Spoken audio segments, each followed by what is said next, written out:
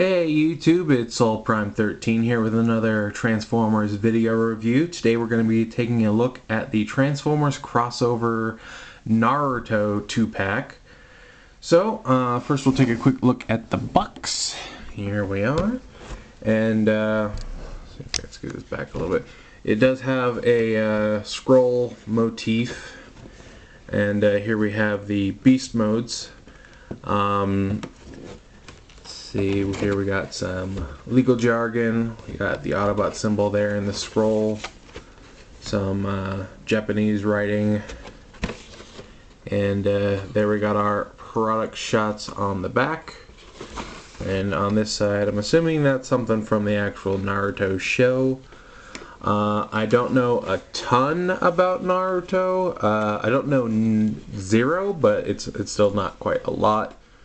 But this is definitely an interesting little 2-pack, and I've really been digging all the crossover figures. But, you know, I remember back when they had the Star Wars and Marvel crossover lines, so I'm kind of biased towards them a little bit because of that. I really enjoyed all those wacky figures.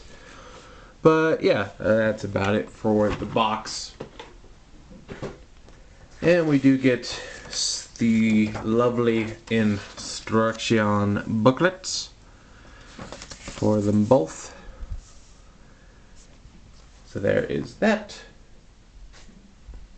So first here we have the nine-tailed fox, Kurama, I believe is his name.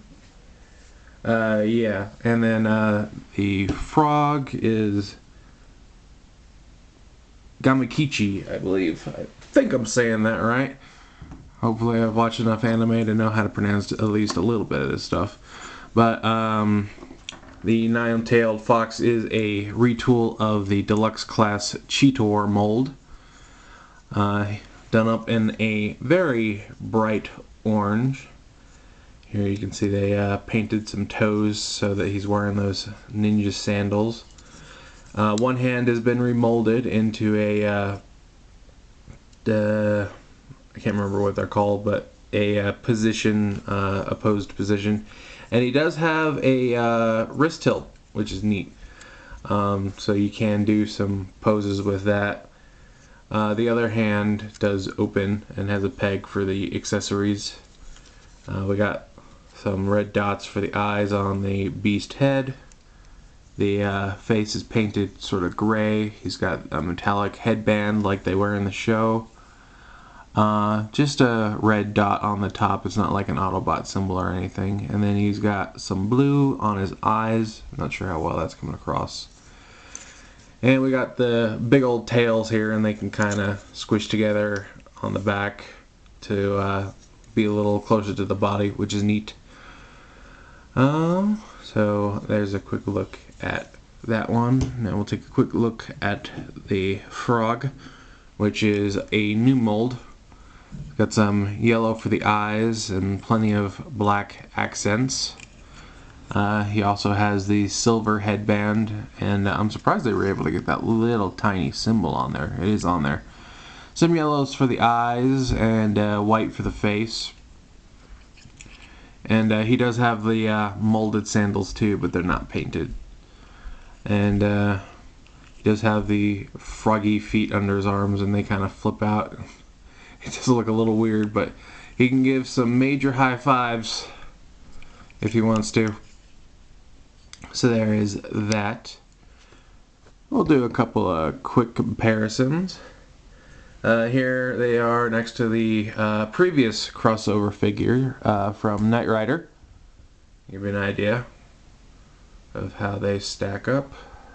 Put them side by side there.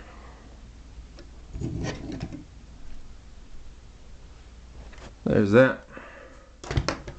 And here is next to the aforementioned Cheetor. No, hey. Behave yourselves. There we go. So you can see he's a smidge larger. And the tails definitely give him a lot more bulk, but there's that. Now, I think part of the reason this is a 2-pack is because they're still charging this pretty much the same price of, I think it was around $50. And they do include a few accessories to help pad out that price point as well. So for the frog, we have a scroll, and it does have a little peg piece here. You can peg it in as it ends up next to the tripod. Peg it into these ports on the back, so you can have him carrying that. And I think you can put this in his hand. Yeah, it fits in his hand. So there's that.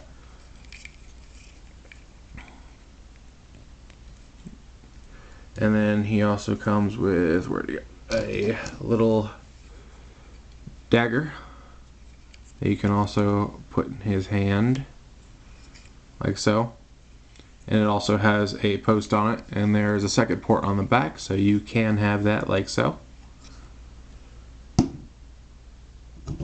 As for the fox himself, it comes with 2 kunai. I'm not actually sure if this is a kunai. I know it's not a sai, it's not quite the right shape, but they're essentially 2 throwing knives of some sort. 2 different Rasengans, as I believe they're called. One that's like just an orb, and one that's like spread out and spinny. And then 2 chakra feet aura things. And these just have a post in them, and you can just plug them on to the bottom of his feet. Like so.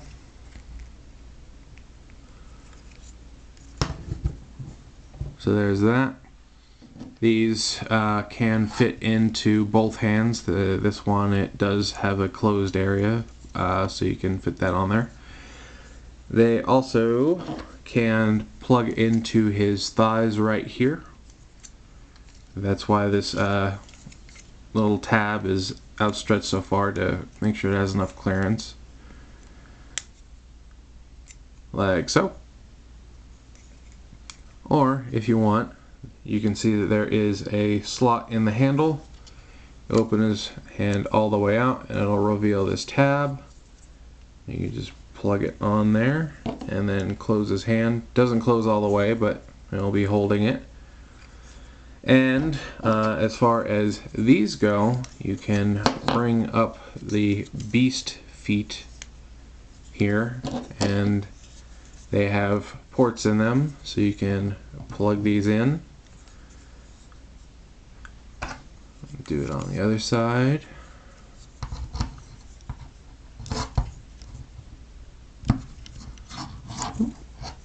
Come on. Like so. So now you have him all accessorized. So there's that. So I guess now we should go over the articulation. We'll start removing these. Doop. Boop. And boop. And come on, there we go. Pop these off the feet. There we go. So for articulation, the beast arms are on a ball joint and a swivel, then a hinge at the elbow, and then the paw claws are on another ball joint, and you can just sort of tuck them away as you so choose. The 3 tails, which are 3 each for the total of 9, some simple math there for you.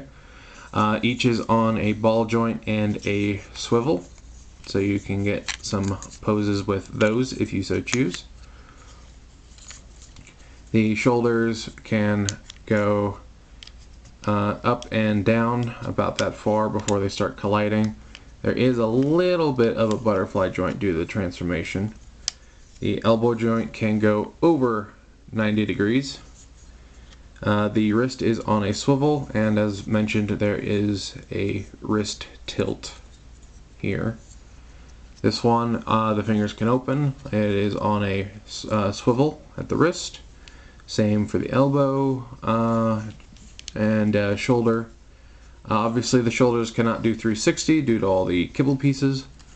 There is some waist rotation. I mean, you'll have to, move all the stuff on his back out of the way, but it is there. He can kick that far forward, and if you move his tail, you can get, not really very far back. Knee can go a little over 90 degrees, back and forth at the feet due to transformation, and we have an ankle pivot. So there is that. As for our froggy friend, we'll go ahead and take these off. The arms on the back are on ball joints. They're just kind of supposed to be static in this mode. Ball jointed shoulders and elbows, and there is the little hinge here for the froggy foot, but head is on a small ball joint. Let's see, ball jointed hip and knee, as well as the foot, and no waist joint. So, but this is essentially a core class size figure. So that reminds me, here's a core class, the Frenzy from Studio Series 86, who I'll be reviewing soon. Oop. Just to give you an idea of its size. Alright, I suppose now, I think I forgot to go over his head. But yeah, his head is on a ball joint as well. It's sort of restricted a little bit, but you can get some wiggly waggly and plenty of up and down there. So, but let's go ahead and move on to transformation. So to start, we will bring the feet up and push them into the back of the leg like so, and bring the beast legs down. Rinse and repeat. Now he is much taller. And then we're gonna bring these tails around on their ball joints like so, bring them back. Then what we want to do is sort of push these arms back a little bit, give us some room to, then we want to push the head back, bring this beast head up. We're going to take the robot head and then rotate it around and face it up like so. Then we can take the beast head and close it up over the robot head. So we just want to close that mouth. Then we're going to take these arms. You sort of want to turn the hands to face inward. And then we're going to line up these panels on the back of the arms with the chest pieces, because they're going to sort of form the underbelly. Going to close that all up like so, and then we can close these two side panels like so. Then we want to bring the legs forward. Oh, I did this wrong. I want to make sure that the finger is inward so that it doesn't get in the way of the legs. But then we're going to take this whole assembly and bring it down like so. And then these tails, you can rotate these pieces as you see fit. Sort of try and cover up some of that extra space if you want. Then you're sort of going to angle these legs like so. Get them in a more animalistic pose. And then for these, you just sort of want to bring that around. This popped off. Close that up. And there we should have our beast mode for the nine-tailed fox. There is that. Next we'll transform our little froggy friend. I should probably do this in front of the camera, not behind it. So essentially what you want to do is you want to turn his head around like so. And sort of bring his head up a little bit. And the way I do this is I open his mouth and then I push this piece up a little bit like so, so I can get my finger under there. There we go. Open that up and then bring this whole assembly up, and you can see how that will slide into place, and then tab in. Then for these arms, you want to bring this armature down and around, and it will snap into place. Down and around, snap into place. Then for the feet, you're going to rotate them flat, spin the knee 180, and then bring this down and under. And there are two little tabs here that will go into his tippy toes. So just bring that up and tab those in like so. Then these arms will rotate around like so.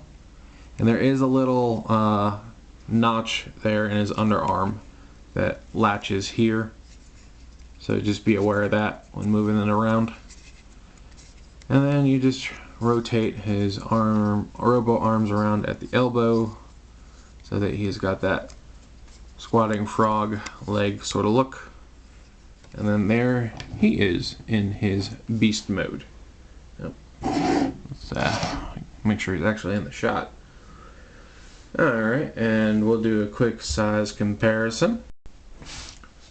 So here they are again with Cheetor. And yeah, you can see that retooling really bulked out the mold a bit, but essentially the main body is mostly the same. As far as the accessories, I don't think it really goes over them storing on Kurama, the nine-tailed fox. Just double checking the instructions. Yeah, it doesn't say anything for his beast mode. But for our froggy friend, those ports on the back are still accessible, as well as these ports fitting in to the bottoms of his feet, like so. So if you want to have a froggy duel, you can do that. As well as a port on the top of his mouth for the scroll to go in, which I believe is actually pictured somewhere on the box. So you can have him doing that if you so choose. As far as articulation, pretty much all the parts are present in the robot modes as well, so they haven't really changed. This guy's basically just all ball joints. And this guy's, you know, hinge, hinge, ball joint, ball joint, ball joint, hinge, hinge, hinge, hinge, ball joint, hinge, ball joint. The only thing that's really new is that you can now open and close his mouth. You can have him chatting or, you know, roaring or whatever you so choose. And for anyone wondering, the ears are a softer plastic that have been painted. So there is that. But yeah, overall, a neat little crossover. I think the thing I enjoy the most about this is that they're, you know, branching out a lot more with these crossovers. You know, they're not just doing their own IPs, and, you know, they're not just, you know, doing like other people having third-party action figures. They've really been branching out with the crossovers, and, you know, there's some mixed feelings about that whole thing, because, you know, it's been talked about that Hasbro's trying to do more IP licensing than actual toy production these days, which, you know, that I don't think is good, but I do like all the crossover figures that we're getting. So it's got its pros and cons, but I do enjoy this set.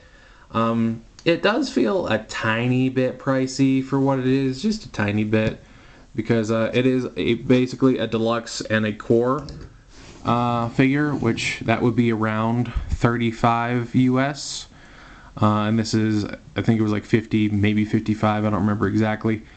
But considering that this is essentially a new mold, and there's obviously the licensing that charges the price up, I'm not terribly surprised by the price, and it doesn't feel like a total rip-off, but at the same time, I understand that there's probably a lot of people who are going to pass on this, especially if they're not really into Naruto or Transformers. It is a little bit more niche than some of the other ones, since anime has definitely gained a lot of backing in pop culture over the last 10, 20 years. So it's definitely a lot bigger these days, and Naruto is definitely one of the biggest shows that have been around. One Piece, Bleach, Naruto, those are probably your big three. But I do hope that this does well. I wouldn't mind seeing more anime crossovers, and I mean, how many mecha animes can you name that would be a great crossover for Transformers? Well, actually, I think technically they're already doing a couple, because there's that Zoids one, and then I think there's what is it, Motocross or whatever, the one that Jetfire came from. I can't remember the name off the top of my head, but I think that's an anime too. I could be wrong. And I have an unofficial Transformers Optimus Prime Gundam model kit I bought off AliExpress, so there's a market for these things, that there are plenty of directions they could go in, and I'm definitely surprised to see that the first one that they did officially was more towards the Beast Wars side of things rather than like a mecha anime or something. So that was an interesting twist, I'll admit that. But by no means am I disappointed in this set, and I do hope to see more. If I had to give an overall grade to this set, I think I'd give it a solid, I think 8 out of 10. It's not doing anything wrong particularly, but it's also not doing anything spectacularly amazing. It's just a solid set, I'd say. Probably the only real downside is it does feel a little expensive. But I mean, I bought the Missing Link, Bumblebee, and Cliffjumper, and those are way expensive too, so I don't know if I have any right to complain. But yeah, overall, I think I'd recommend this set. So I think that'll be it for this review from me. I hope you guys enjoyed this, and I'd love to hear what you think about some of the crossover sets, and if you plan on picking this 2-pack up. But that's it for now, so I'm going to go ahead and be on my way. So this is Soul Prime 13 saying transform and soul out.